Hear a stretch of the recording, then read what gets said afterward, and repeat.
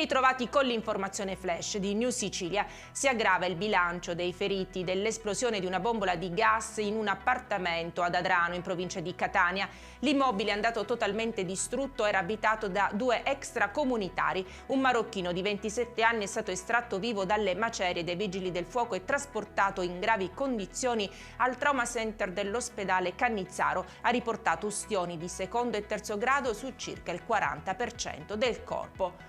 3 ragazzi ispicesi, tra cui un minorenne, sono stati segnalati alla prefettura di Ragusa per detenzione illecita di hashish per uso personale, per un totale di circa 12 grammi e del valore di 20.000 euro. Inoltre i carabinieri hanno arrestato un 28enne tunisino perché a seguito della perquisizione domiciliare è stato trovato in possesso di più di 1 chilogrammo di hashish divisa in panetti e 140 grammi di cocaina.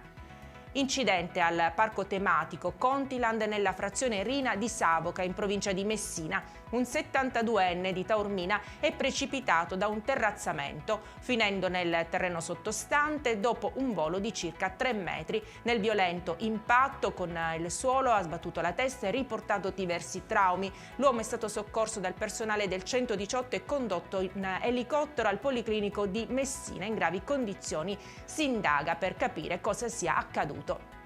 Nuovi aggiornamenti sulla rissa scoppiata in una discoteca di Carini. Il 18enne che ha sparato in aria alcuni colpi di pistola nel locale è accusato di tentato omicidio e porto abusivo di arma.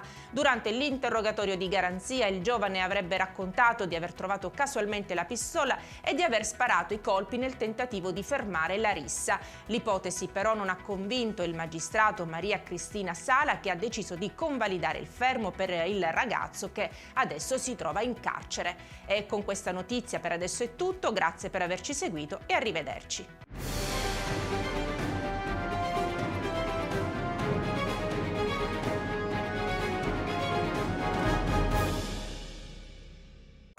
Natale ad Acireale.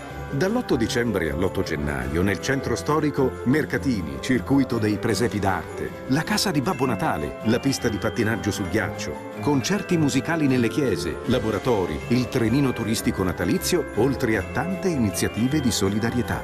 Il 24 dicembre alle ore 20 Uzzukku, tradizionale accensione. L'amministrazione comunale augura buone feste.